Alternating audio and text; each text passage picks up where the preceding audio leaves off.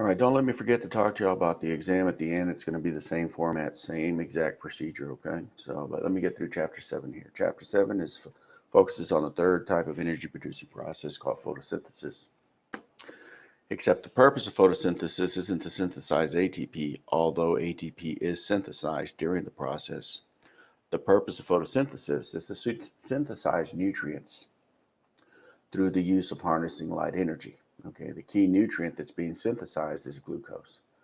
Glucose itself is a source of chemical energy, but glucose itself is also a molecule that can be used to synthesize or create other organic molecules. And I'll show you that on one of the slides.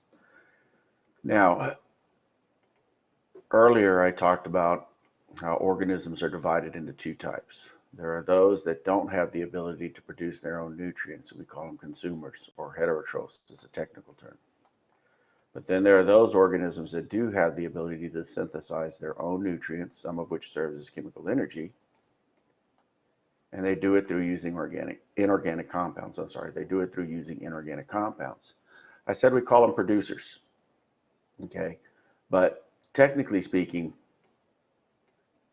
if we're talking about plants or any other organism that is capable of photosynthesis, these producers are actually referred to as photosynthetic autotrophs, or simply photosynthetic autotrophs, or simply down here, photoautotrophs. So make sure you're familiar with that term. Now, as it says, as I'm showing you here, okay, it's not just plants. It's algae, which are protists, such as green algae, such as the brown algae, such as this kelp. Single-celled unicellular eukaryotic organisms, such as Euglena. If you've ever looked at these under a scope, they have a green color to them. It's because they're filled with chloroplasts. However, what scientists discovered is that in order for an organism to be capable of photosynthesis, they don't have to have organelles called chloroplasts. They can have just chlorophyll plus a couple of other key enzymes, and they're also capable of photosynthesis, such as cyanobacteria, which are better known as blue-green algae, but they're actually bacteria. We're going to focus on in this chapter are photoautotrophs that are plants, okay? That's what we'll focus on. And going into the test, that's what you'll focus on. I'm just showing you it's a much broader group of living organisms that can perform this process. Just like cellular respiration, make sure you know the formula for photosynthesis. This is a reduced formula for photosynthesis. As I said, producers, known as autotrophs, have the ability to synthesize their own nutrients. They do this through the use of inorganic compounds. They have the ability to take inorganic compounds, okay, and synthesize their own nutrients. Except some of these producers or autotrophs also have the ability to capture or absorb light energy. And what they're actually doing when they say that they have the ability to capture or absorb light energy is these organisms have the ability to take this type of kinetic energy, okay, light energy, and redirect it into helping the organism produce nutrients. Okay, so I have this type of kinetic energy, and I don't want to absorb it and hold on to it. Technically speaking, I want to harness it. I want to capture it and redirect it into the chemical reactions that I need to perform to help drive those chemical reactions so that I can end up producing nutrients. So in addition to that, if it's a photoautotroph, it needs light. Photons here, okay, photons here, they're simply known as light particles. So I'm just going to see if I can spell the word particles, okay. So photons are described as light particles.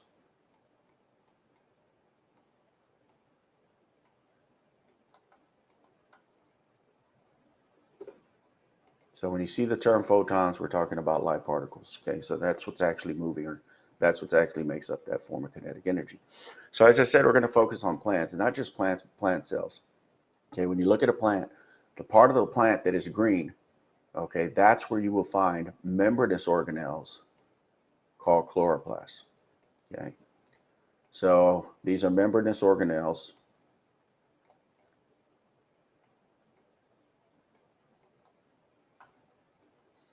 And just like the mitochondria, the chloroplast has two membranes, an outer and inner membrane.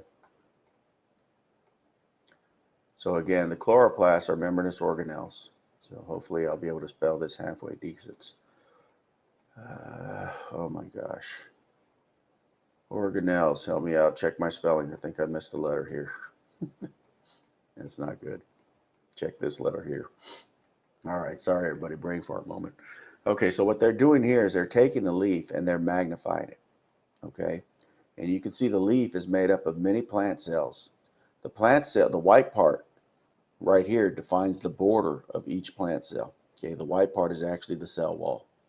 But if you notice, these plant cells, they give the leaf their green color. They're packed full of these little green beads. Well, these little green beads are the organelles called chloroplasts. Okay, so you can see they're packed full of these chloroplasts.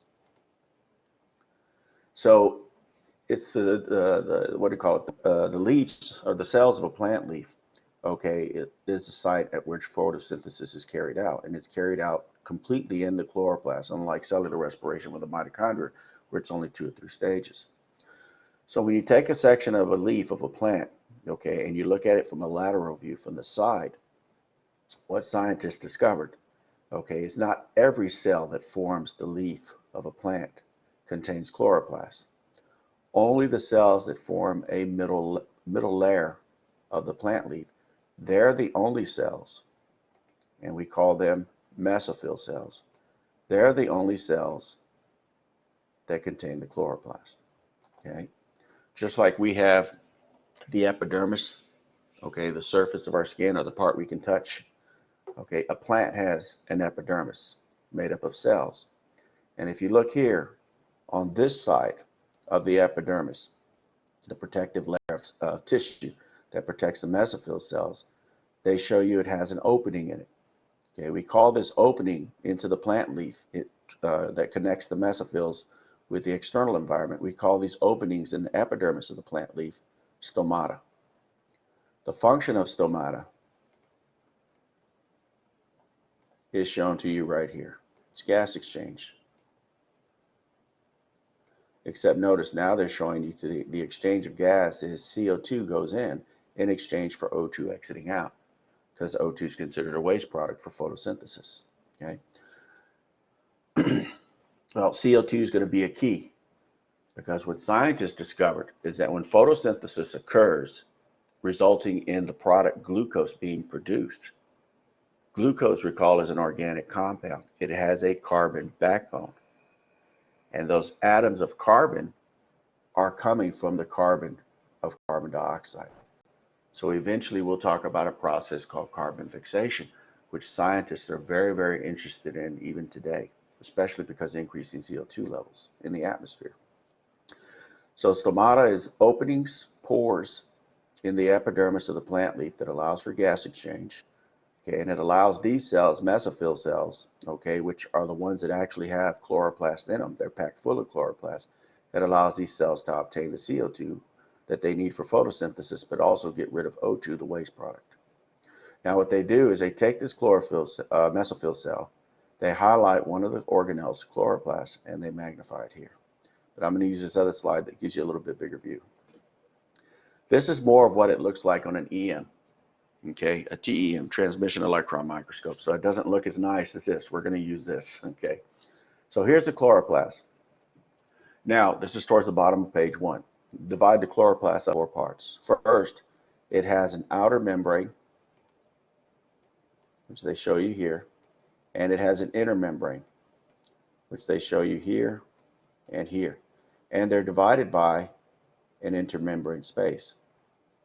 So initially it starts off a lot like the mitochondria, outer and inner membrane and inner membrane space. Except the inner membrane, when you cut that open, this is where you start seeing significant differences.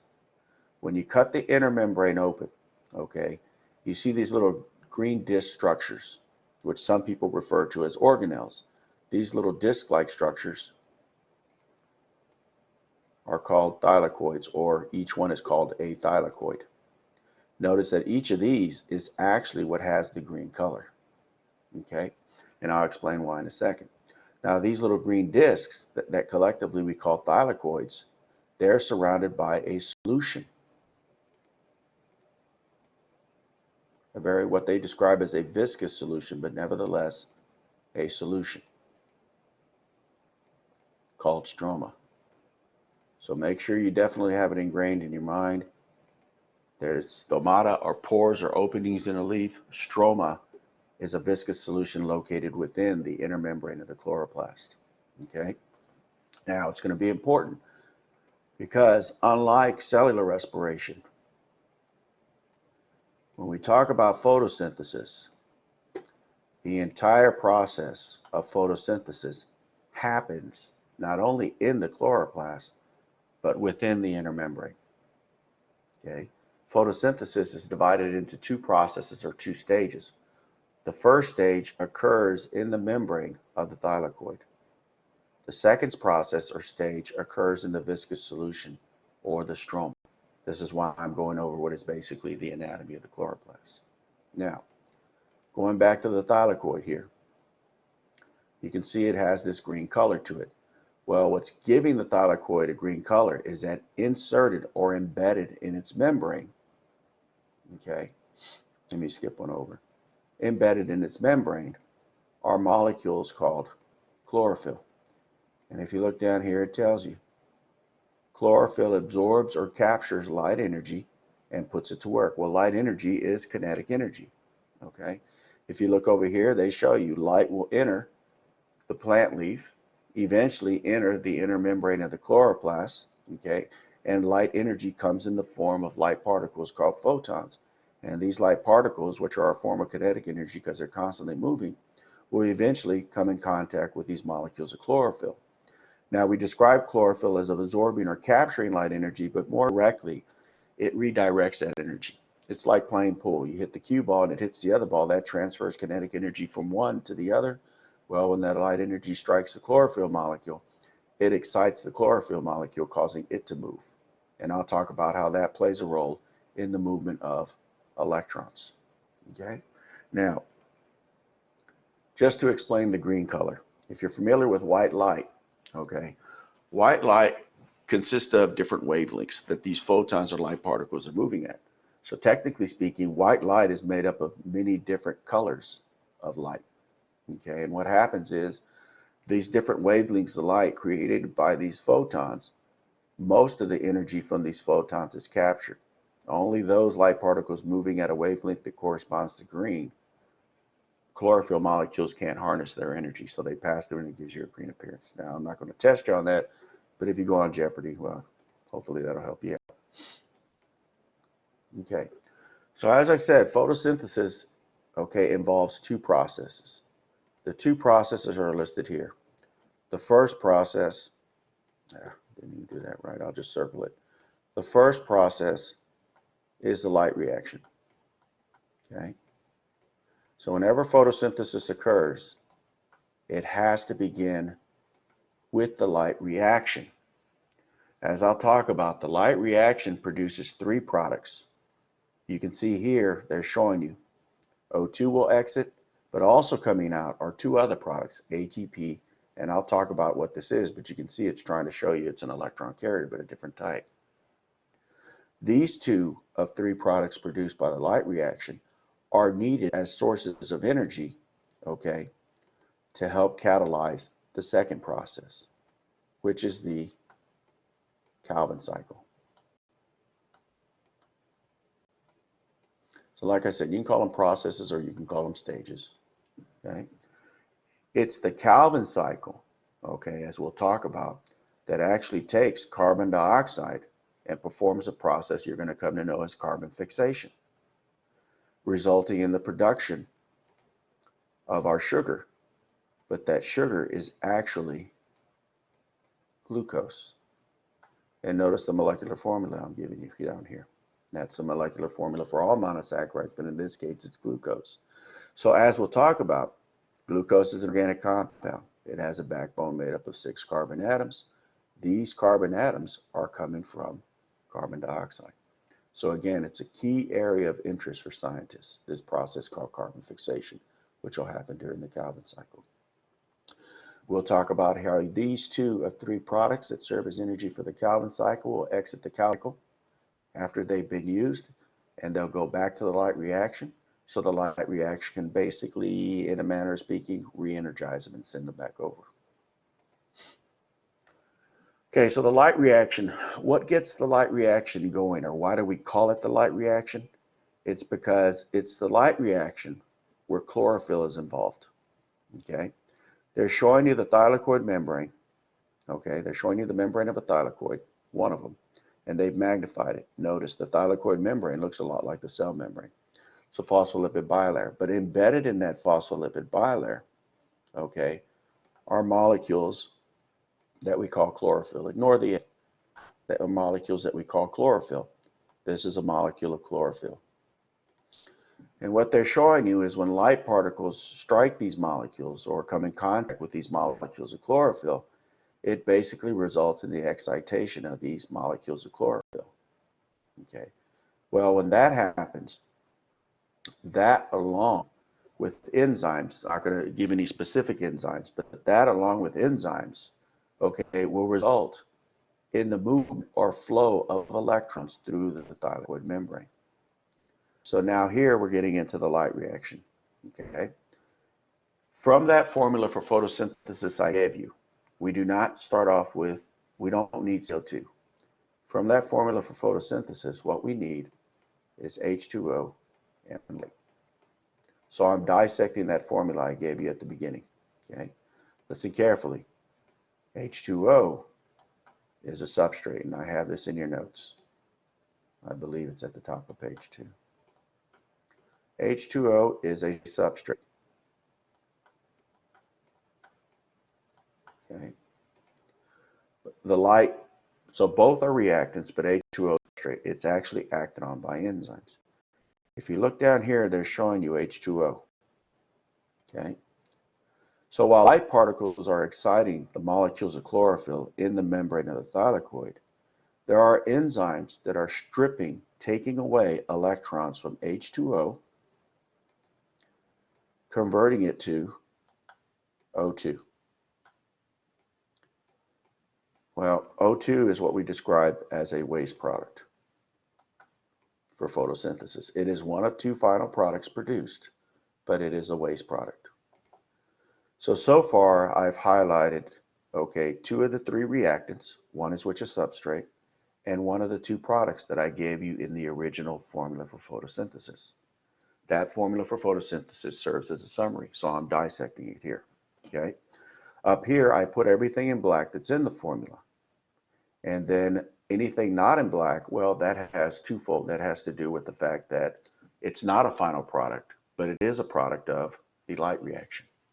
So what will happen is enzymes will strip electrons from H2O, breaking it down to the waste product O2. The electrons that are taken from H2O, which is 2 electrons, those electrons, with the help of excited chlorophyll molecules that are harnessing light energy and redirecting it, in helping the chlorophyll molecules cause the electrons to flow through the thylakoid membrane. As the electrons flow through the thylakoid membrane, this indirectly helps give an enzyme that's also in the thylakoid membrane called ATP synthase. It helps give this enzyme the ability to produce ATP. Okay? The ATP is produced out in the stroma, out in the viscous solution. Sorry about that if you hear that noise. I've been having trouble with my Windows program. I don't know if y'all have been having that, but I have. This activation stuff, hopefully I'll get it fixed, or I might disappear from y'all, so don't get your hopes up there. All right, so electrons stripped from H2O, breaking it down to the waste product O2, okay, flow through the membrane of the thylakoid with the help of chlorophyll molecules that are redirecting or harnessing light energy, exciting the chlorophyll molecules, helping electrons flow. As these electrons flow through the membrane, that indirectly helps ATP synthase synthesize ATP. So now we have 2 products. The electrons eventually are transported to an electron carrier, NADPH. So this right here, just like with cellular respiration, This is a molecule known as an electron carrier.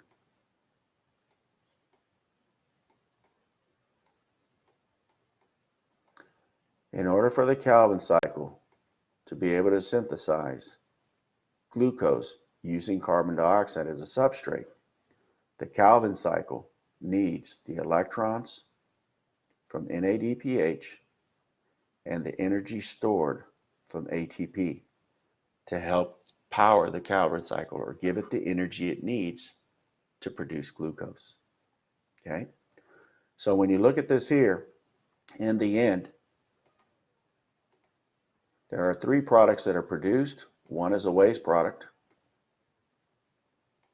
Two are products that are needed by the Calvin cycle. And that's why I highlighted them here. This one is a final product, a waste product. Okay? Now, this electron carrier, just like with cellular respiration, I gave you two other electron carriers.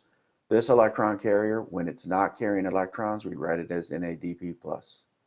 When it is carrying electrons, we write it as NADPH. Don't confuse it with the other one from cellular respiration, which is only NAD+ or NADH. This one has a P inside of it. But it's carrying two electrons and it'll carry them to the Calvin cycle. Okay? So this is the purpose of the light reaction, is actually to produce chemical energy. Okay? But it happens to produce a waste product. Now, if you look at the formula for photosynthesis, okay, it doesn't just require the reactants H2O as a substrate in light, it also requires carbon dioxide. Well, the carbon dioxide doesn't come into play until the second process, the Calvin cycle. Okay? So when the light reaction has done its job, the O2 is released through the stomata, the openings in the epidermis of the leaf. The other two products are transferred over, okay, through the stroma to the enzymes in the Calvin cycle. Okay. What will happen though is in order to get the Calvin cycle started, we need a substrate, which is carbon dioxide. Okay. So if you look here for the Calvin cycle, from the formula, I forgot to highlight these, but from the formula I gave you on the initial page, this is where carbon dioxide and glucose come in. Okay, what you don't see and what they don't write down in that formula for photosynthesis is everything else, because it's all intermediate. It all is in between the two processes. But in order for the Calvin cycle to occur, we need the substrate, CO2.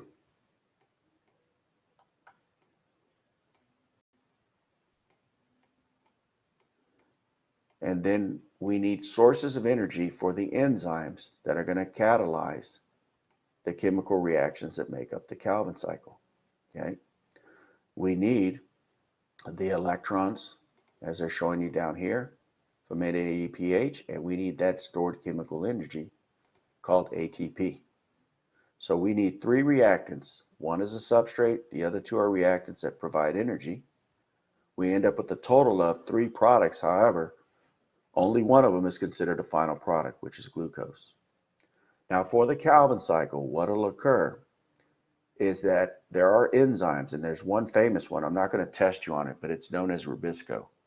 Okay, now I'm not going to test you on the name of it, but there's a famous enzyme known as Rubisco.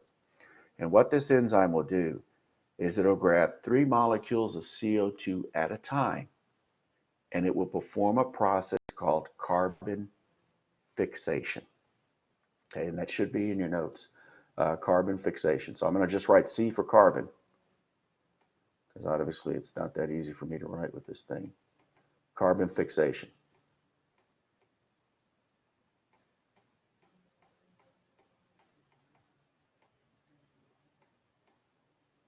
Okay, and that carbon fixation is happening roughly about right here. What this enzyme Rubisco will do will grab 3 molecules of CO2, and when it performs carbon fixation, what it's actually doing is covalently bonding the atoms of carbon together. So this is CO2, but what they do is they use that one little charcoal colored bead primarily to represent the atom of carbon. And what this enzyme will do is it'll take 3 molecules of CO2 and it'll target the carbon in each molecule of CO2, and it'll covalently bond them together, creating a carbon backbone. That is carbon fixation. Taking the carbon and CO2 molecules, covalently bonding them together, creating a carbon backbone. That is carbon fixation. Well, what molecules? Oh boy, shoot. Can y'all still hear me?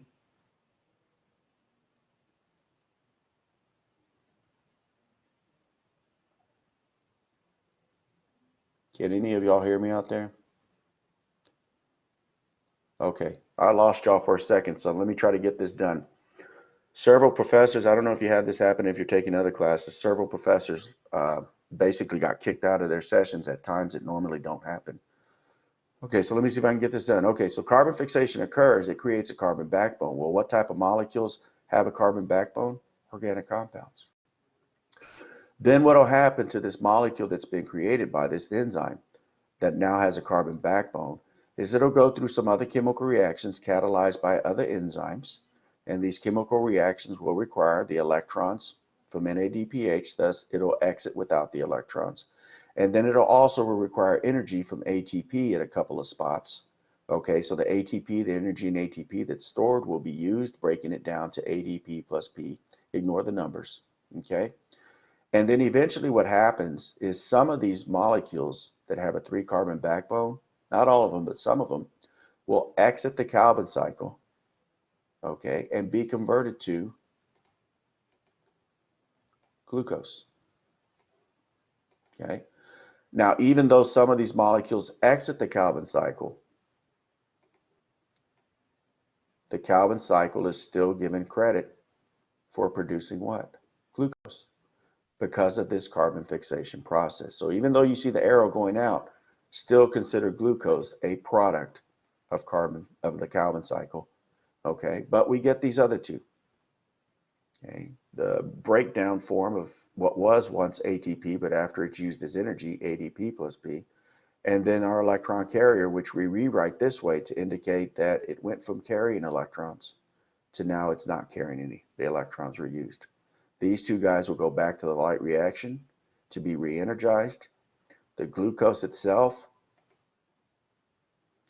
can be used for anything from cellular respiration, making the cell wall out of cellulose, storing it as starch, or making other organic compounds. That's what the glucose can be used for. Okay, so photosynthesis is a key area that scientists are trying to duplicate, if you want to call it in vitro, in a tube, in other words, outside of a living organism. Now,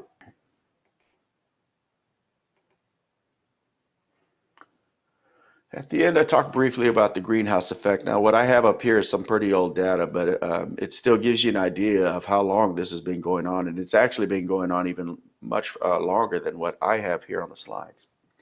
But greenhouse, if you've ever been in a greenhouse, okay, you know it's a very hot, humid environment, but plants love it, okay? However, on Earth, it's not exactly working that way because there's a lot more going on than just a greenhouse effect. But whatchamacallit?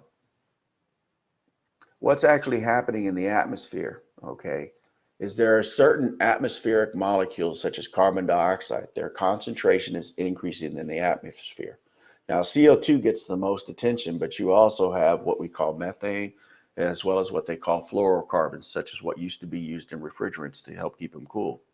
So these are all molecules. So any molecule that contributes to the atmosphere or increases in the atmosphere, it's technically considered a greenhouse gas. But CO2 is the most popular of the greenhouse gases. And what you don't see in the atmosphere, what you don't notice, is that there are many molecules of gas in the atmosphere.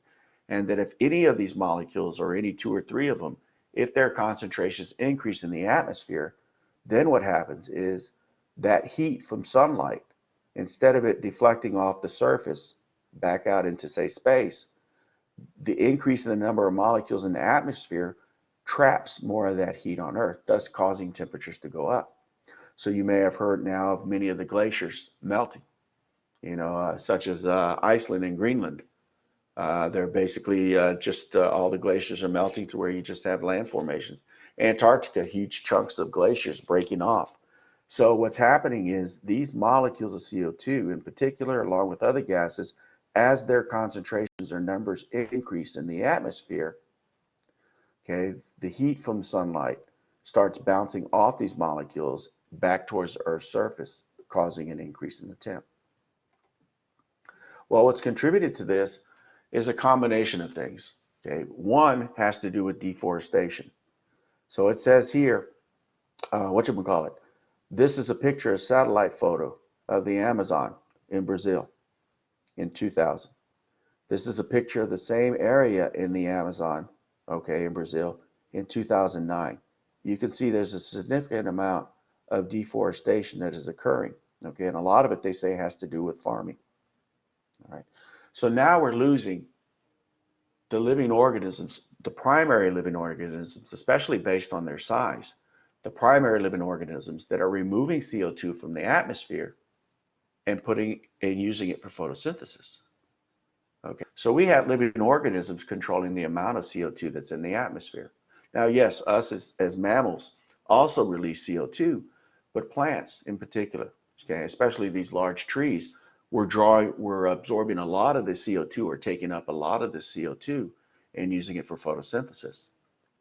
Well, it's not just deforestation that's contributing to increasing CO2 levels, it's the burning of fossil fuels such as crude oil.